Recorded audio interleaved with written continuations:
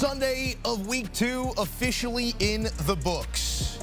Not without its bumps and bruises. The Houston Texans living in the Bears' backfield all night long. A 19-13 winner. Caleb Williams sacked 7 times in this loss as CJ Stroud and his squad outduels them.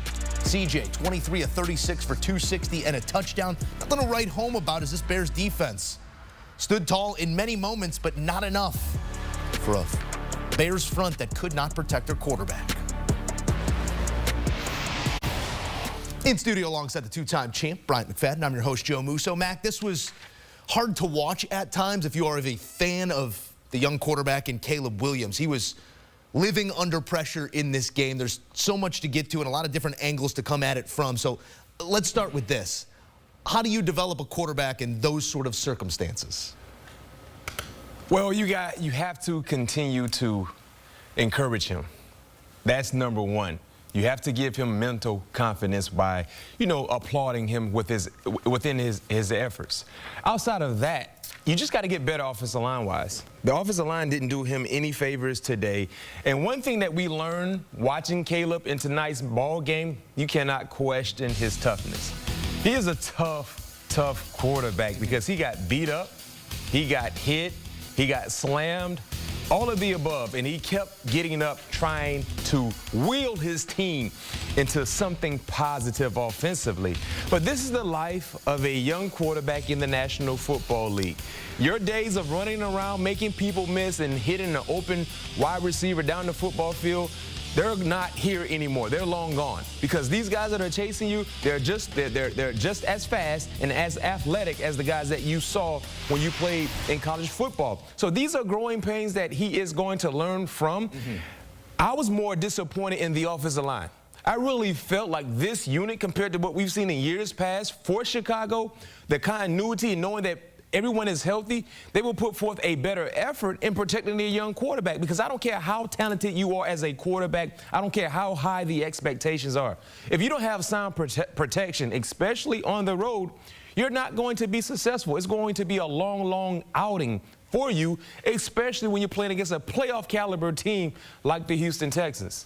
It certainly looked that way, and this Bears offensive line has to do some soul-searching after this one, because anytime third down pressure was brought, even just a +1 in that rush, they looked completely befuddled, not knowing where to go or who to pick up or whose assignment was who. We'll see if it gets better on the offensive line, but it's a story that's been told before for Chicago. On the other side, CJ Stroud, not by any measure his best game, but staring down one of the best defenses in the league. I don't think that that's an overstatement when you look at this Bears group. CJ Stroud has a way of remaining calm in those sorts of moments. And yes, an extra year on Caleb, but when he's on platform, he does not miss. And even saw him break the pocket and make some throws in this game as well. What has struck you as really the hallmark of his game? We define these different guys. Patrick Mahomes is the playmaker, can always get it done. Joe Burrow is the sort of the statue back there, for lack of a better term.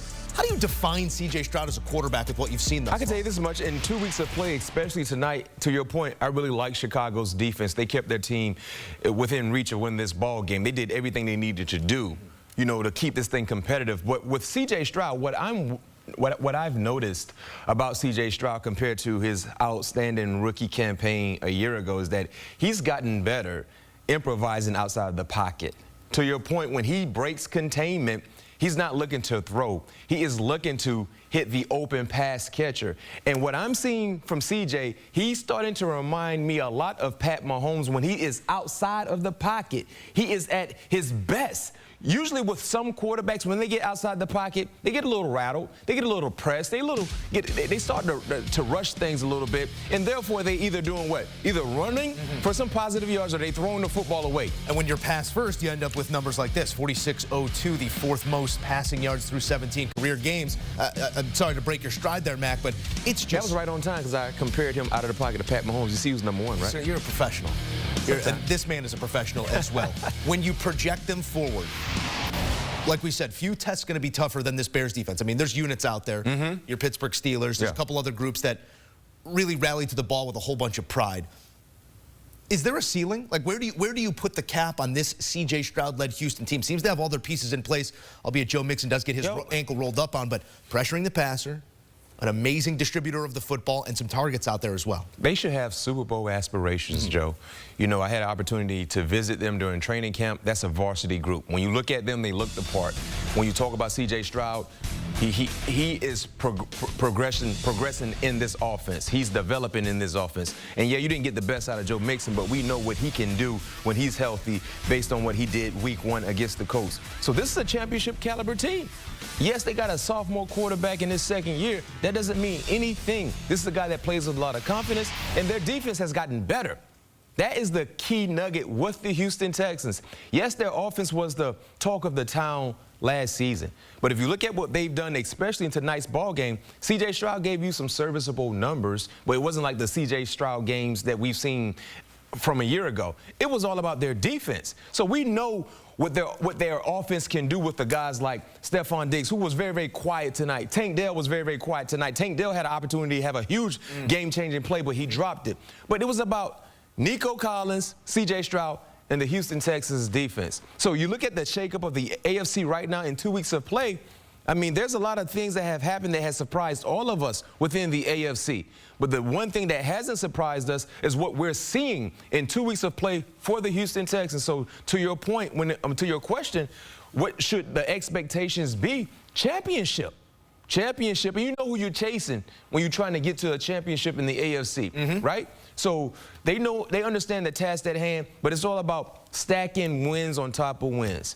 Prioritizing the week ahead, not the week that comes ahead, the month down the line and things like that. So they have the sound leadership, and I think they have a chance if they stay healthy. It is a league of haves and have-nots. If you have a quarterback, you have a chance. If you don't, you do not. Yes. This is a team that has a chance because of that quarterback, and we've watched it happen in real time here over these last 13, 14 months of watching C.J. Stroud grow as a quarterback. You know where my heart lies. I don't hide it. I'm sitting on this side, and I'm rooting for that guy. That's what I've come to know throughout my entire life, and we're hoping that it looks at some points like that guy. Yeah.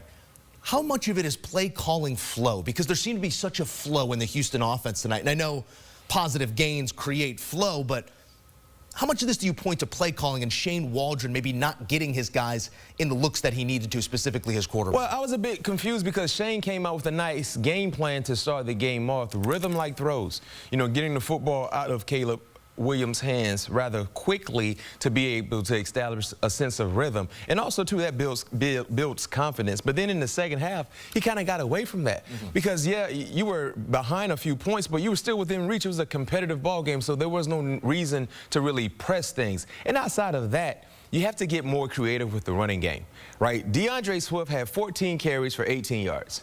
DeAndre Swift is more than a serviceable running back, but the lack of creativity made things easy for Houston when it came to the running game.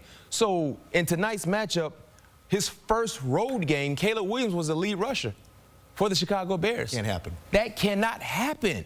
You're already asking a lot of the young player in your quarterback, but he also had to lead your team in rushing.